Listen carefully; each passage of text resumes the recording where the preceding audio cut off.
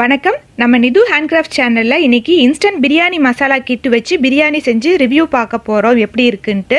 இது வந்து sponsor video கிடையாது. நம்ம சப்ஸ்கிரைபருக்காக நான் ஓனாக வாங்கிட்டு இது எப்படி இருக்குது, வர்த்தா இருக்கா இல்லையா, யாருக்கெல்லாம் யூஸ்ஃபுல்லாக இருக்கும் அப்படிங்கிற ரிவ்யூ தான் பார்க்க போகிறோம். அதுக்கு முன்னாடி இது வரைக்கும் நம்ம சேனல் சப்ஸ்கிரைப் பண்ணாமல் இருந்தீங்கன்னா மறக்காமல் சப்ஸ்கிரைப் பண்ணிவிட்டு பக்கத்தில் இருக்க பெல் ஐக்கானையும் கிளிக் பண்ணிவிட்டு பாருங்கள். இன்றைக்கி நான் பிரியாணி கிட் வந்து ஆச்சி பிரியாணி மசாலா கிட் வாங்கியிருக்கேன். இதில் நிறைய பிராண்ட் இருக்குது. நான் ஆச்சி தான் வாங்கியிருக்கிறேன். ஆச்சிலேயே 3 வகையான பிரியாணி கிட் இருக்குது. ஒன்று செட்டிநாடு, அப்புறம் திண்டுக்கல், ஹைதராபாத் இருக்குது. நான் வந்து செட்டிநாடு பிரியாணி வாங்கியிருக்கேன். இந்த பாக்ஸ் ஓப்பன் பண்ணுறதுக்கு முன்னாடி இந்த பாக்ஸில் பாருங்கள் 3 பேக்கெட்ஸ் உள்ளே இருக்குன்னு சொல்லி கொடுத்துருக்குறாங்க. இந்த பிரியாணி செய்கிறதுக்கு தேவையான பேக்கெட்ஸு அது எல்லாம் இருக்கான்னு சொல்லி நம்ம ஓப்பன் பண்ணி பார்க்கலாம். ஃபஸ்ட்டு இதில் பாருங்கள், ஒரு 10 கிராம் அளவுக்கு அந்த பட்டை கிராம்பு வகை இருக்கிற மாதிரி பிரியாணி ஸ்பைசஸ். அடுத்து 2வது பேக்கெட்டில் வந்து பிரியாணி பேஸ்ட்டு கொடுத்துருக்காங்க. அடுத்து 3ஆவதாக ஒரு பேக்கெட் இருக்குது, அதில் வந்து அரிசி இருக்குது. இப்போ இந்த 3 பேக்கெட்டையும் வச்சு நம்ம எப்படி பிரியாணி செய்யணும் அப்படிங்கிற இன்ஸ்ட்ரக்ஷனையும் அவங்களே பாக்ஸுக்கு பின்னாடி கொடுத்துருக்காங்க. நம்ம ஜஸ்ட் அவங்க கொடுத்துருக்க இன்ஸ்ட்ரக்ஷனை நம்ம அப்படியே ஃபாலோ பண்ணலாம். அப்போ தான் நமக்கு கரெக்டாக இருக்கான்னு சொல்லி தெரியும். இன்றைக்கி நம்ம பிரியாணி குக்கரில் தான் செய்ய போகிறோம். அதனால் குக்கர் வச்சுட்டு அதில் 2 டீஸ்பூன் எண்ணெயும் 1 ஸ்பூன் அளவுக்கு நெய்யும் சேர்த்திருக்கோம் வாசனைக்கு. அவங்க வந்து 50 ml எண்ணெய் சேர்த்த சொல்லியிருக்காங்க. ஆனால் நமக்கு எண்ணெய் அவ்வளோ தேவைப்படாது. இப்போ எண்ணெய் சேர்த்தி நல்லா சூடானதுக்கப்புறம் அந்த பிரியாணி ஸ்பைசஸ் சேர்த்திக்கலாம். இதில் ஒரு அன்னாசி பூ இருக்குது, 2 சின்ன பிரியாணி இலை, அப்புறம் ஒரு சின்ன துண்டு பட்டை, ஒரு ஏலக்காய், ஒரு 1/4 டீஸ்பூன் அளவுக்கு ஜீரகம் இருக்குது. உங்களுக்கு தேவைப்பட்ட ஒரு 1/4 ஸ்பூனுக்கு சோம்பு கூட சேர்த்திக்கலாம், நல்லா வாசனையாக இருக்கும். ஆனால் நான் எதுவுமே சேர்த்துல, அவங்க கொடுத்துருக்கிறத மட்டும்தான் சேர்த்திருக்கேன். இப்போ இது நல்லா பொரிஞ்சதுக்கப்புறமா நம்ம சுத்தம் பண்ணி வச்சுருக்கிற ஒரு 1/4 கிலோ சிக்கனை சேர்த்து நல்லா 1 நிமிஷத்துக்கு எண்ணெயிலே வதக்கிக்கலாம். நம்ம சிக்கனுக்கு பதிலாக காய்கறி கூட சேர்த்தலாம்.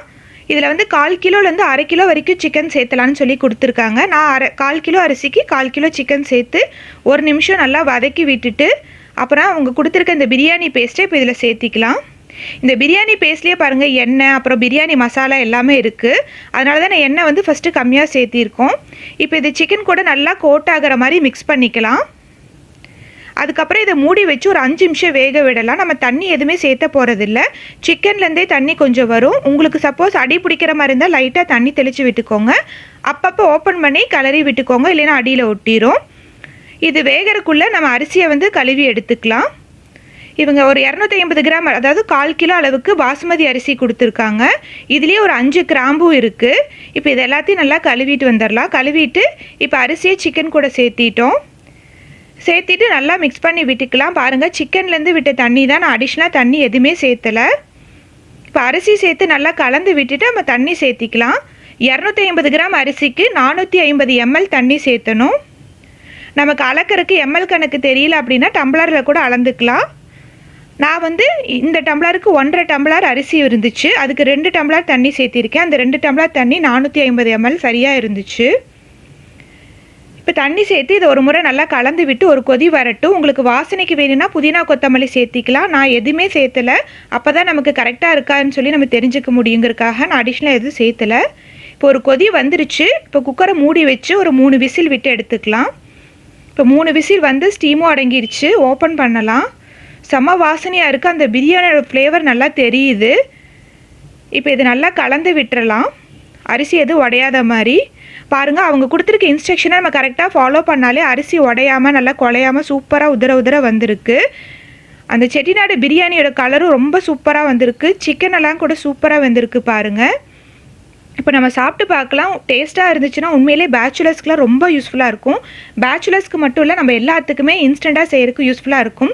திடீர்னு கெஸ்ட்டு வந்துட்டாங்கன்னா டக்குன்னு ஒரு 20லேருந்து 30 நிமிஷத்தில் செஞ்சிடலாம். இஞ்சி பூண்டு பேஸ்ட் அரைக்க வேணாம், வெங்காயம் தக்காளி எதுவும் கட் பண்ண வேணாம். ஒரு குக்கரும் ஒரு கரண்டியும் இருந்தாலே போதும். இப்போ சாப்பிட்டு பார்க்கலாம். உண்மையிலே பிரியாணி சூப்பராக இருக்குது, வர்த்தாக தான் இருக்குது. ஆனால் காரம் மட்டும் ரொம்ப மைல்டாக கம்மியாக இருக்குது. நாங்கள் கொஞ்சம் காரம் அதிகமாக சேர்த்திக்குவோம். அதனால் அடுத்த முறை செய்யும் போது நான் கண்டிப்பாக 1 டீஸ்பூன் அளவுக்கு மிளகாய் தூள் சேர்த்திக்குவேன். மற்றபடி டேஸ்டெல்லாம் சூப்பராக இருக்குது.